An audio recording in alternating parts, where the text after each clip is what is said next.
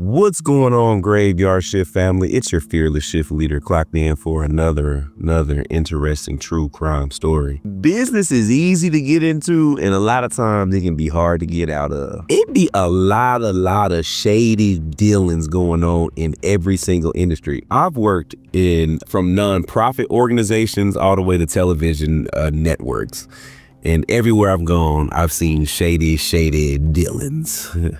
You know, anywhere there's money, there's gonna be people trying to get it by any means necessary. So this story is, to me, very interesting because it's about this guy named Chuck Morgan. Now you see, Chuck Morgan was 39 years old, and he was a successful businessman who was the president of his own escrow agency. He was also a potential witness in a state land fraud case involving a known crime boss. And that is a position that you don't want to be in, right? You are a state witness against a crime boss? Like, why would you want to put yourself in a position like that starting off? All right, but on March 22nd, 1977, you see Chuck end up leaving his home in Tucson, Arizona to drive two of his daughters to school. Now here's where it gets crazy. After Chuck dropped his two daughters off at school, literally Chuck vanished in thin air. No one saw Chuck. No one knew where Chuck went. He just dropped his daughters off, said his goodbyes, and vanished in thin air. And then 3 days later, Chuck just popped back up at his house. Like, hold on, brother.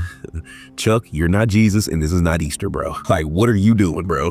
But literally 3 days later, Chuck shows back up at his house, and according to his wife Ruth, he was missing a shoe. He had a plastic handcuff around one ankle, and his hands were tied together with a plastic zip tie. Chuck showed up to the house like he had just been through the ringer.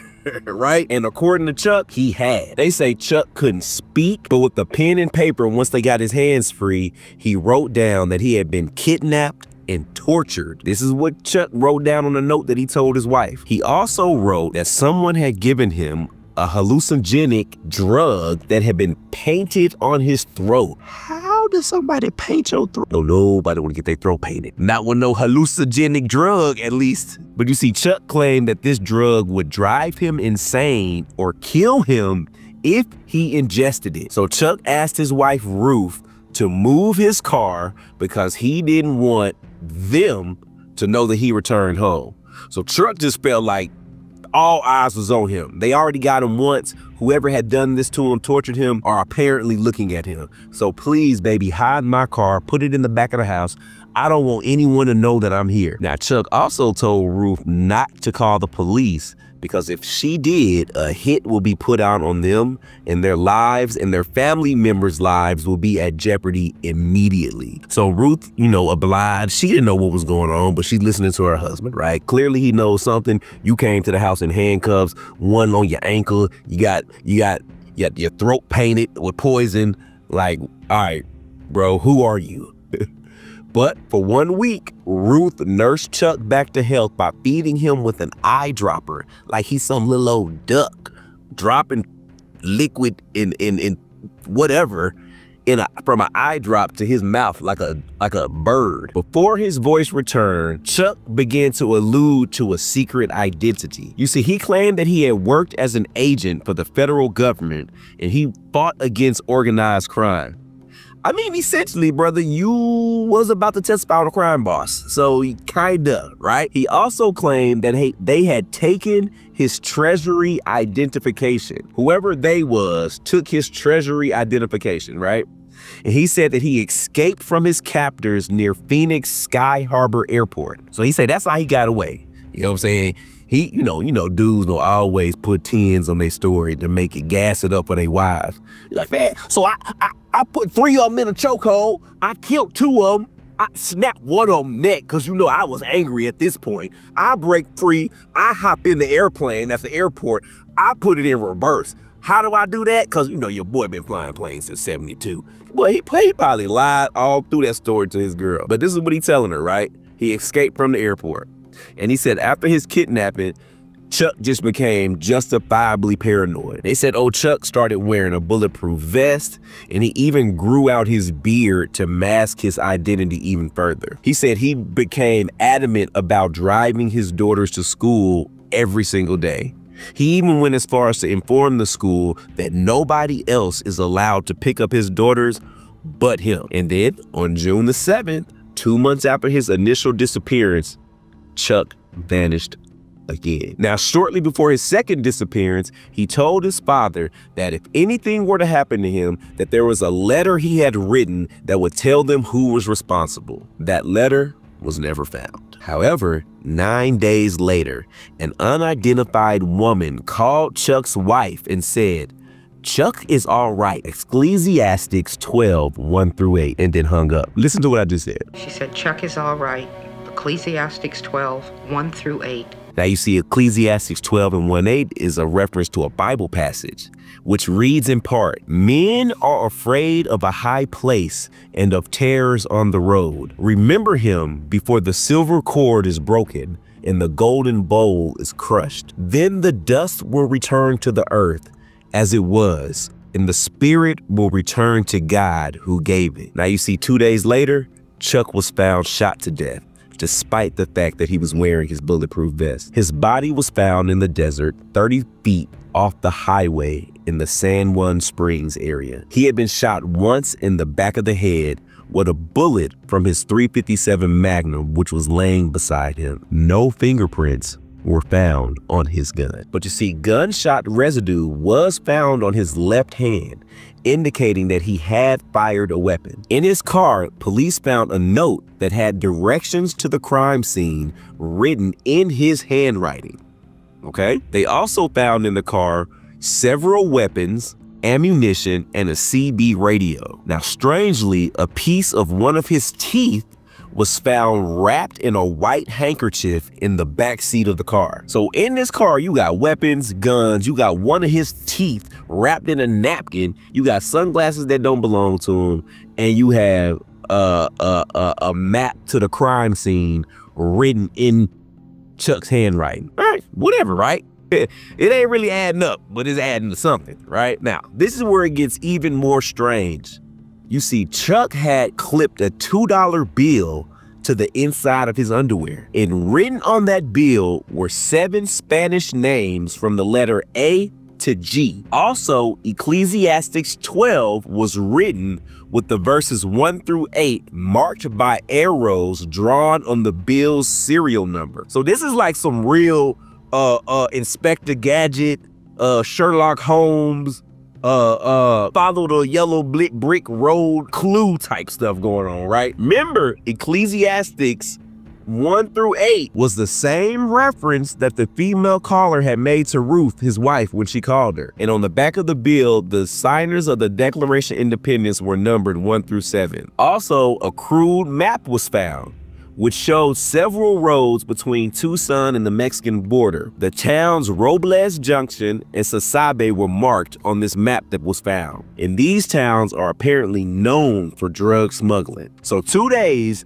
after Chuck's death, an anonymous woman spoke to an officer for the Pima County Sheriff's Department on the telephone. And she claimed that he was supposed to meet her at a local motel shortly before he died. So a woman admits that Chuck was supposed to meet her at a motel. Chuck ain't got no business meeting no woman at a motel, y'all. But whatever, let's run with the story. She claimed that her nickname was Green Eyes and that she was the same woman that called Ruth, Chuck's wife, several days earlier. She also claimed that at the motel, Chuck showed her a briefcase with a few $1,000s in it, right? And he said that the money that was in this briefcase, he was going to use it to buy him out of a gang contract that had been put on his life. So apparently Chuck knew that whatever he was involved in with whoever he was involved in it with had caught up to him. He felt like there was a contract on his life. He had a few thousand and he was going to try to buy his way out of it by any means necessary. Surprisingly, despite all the bizarre evidence, do you know the authorities ruled Chuck's death a suicide? Sure. They believe that he took his own life either because of financial difficulties or fears for his safety. And his family and a reporter by the name of Don Deveraux.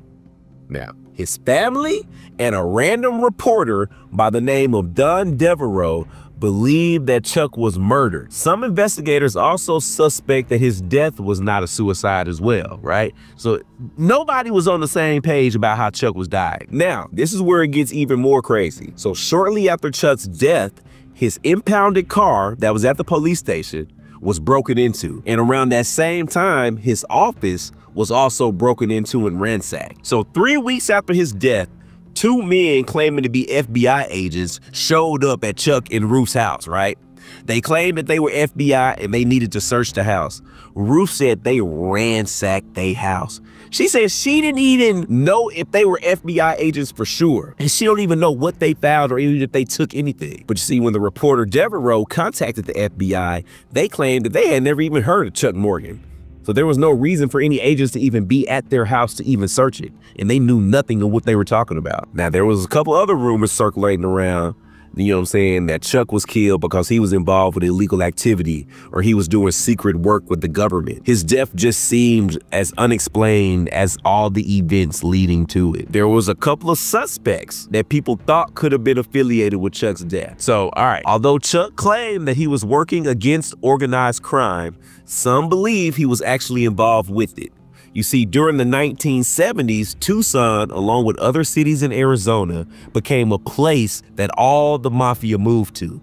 You see, the weather was warm and controversial criminal justice system just lived rampant out there. You see, that whole area was ran by a former New York Don by the name of Joseph Bonanno. You see, more than 500 racketeers moved to Tucson during the 1970s. Their influence led to several gangland-style killings in the area, one of the most famous killings being the murder of investigative reporter Don Bowles. And you see, what made Arizona most attractive to crime syndicates was a unique state law that allowed them to buy land through numbered blind trust accounts. This would allow them to remain anonymous and successfully launder their money.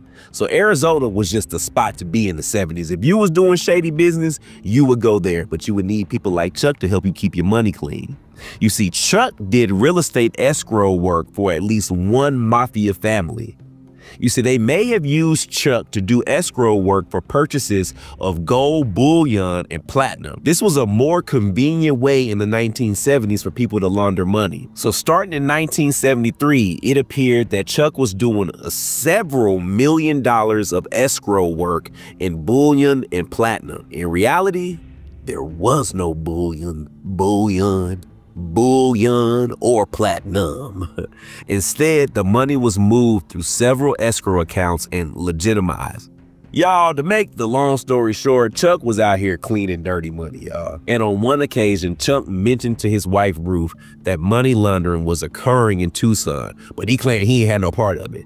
So he was telling on himself without telling on himself. He said he knew about the activities, but he was just like, you know, Freddie and them be doing it, but I ain't got no parts of it. People believe that Chuck was killed because the members of the organized crime family just felt like he knew too much. It's possible that the mafia family that he worked for had him killed just because, like I said, he could spill the beans of what was going on. Another theory is that the organized crime bosses put the word out that they wanted Chuck dead, and then a hitman told Chuck.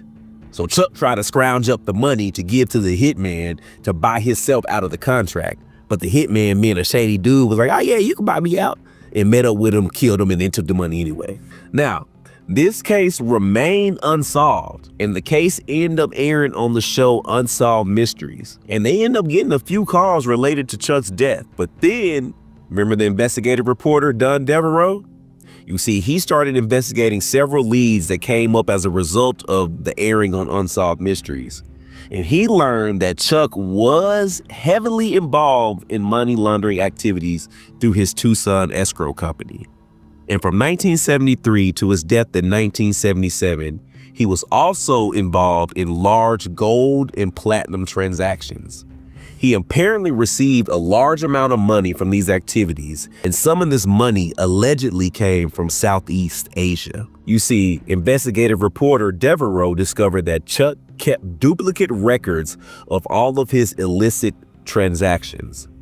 And Devereux now believes that Chuck was killed because he still had those records. Now, 3 months after the case aired on Unsolved Mysteries, Doug Johnston was found shot to death in his car outside of his Phoenix office. Interestingly, he worked across the street from Devereux, the investigative reporter, and drove almost an identical car as Devereux. Now you see, Devereux believes that he was supposed to be killed instead of this gentleman named Doug. It was just a case of mistaken identity. And a year after Doug's murder, Devereux was contacted by a writer from DC by the name of Danny Casolaro, and he agreed to share with him the information that he had uncovered about Chuck's illegal gold transactions. However, Danny died suspiciously before he received the information to give to Devereux. Now, all three cases remain unsolved, and sadly, Chuck's widow, Ruth Morgan, died in 2006. Y'all, that's a lot. That's a lot. It always seems like shadiness catches up. Then you got this reporter involved. They even tried to get reporter Devereux and missed and hit the wrong guy. And then somebody who was going to whistleblow years later comes up dead. Shady business. Shady dealings. Stay away from him. Dang, Chuck. I know he wasn't thinking about none of that when he decided to get involved in any of that. They say what glitters isn't always gold. No pun intended. I mean, he had gold and platinum. Y'all, this has been another Graveyard Shift True Crime episode. I'm your shift leader, Dalen Spratt. Love, love, love.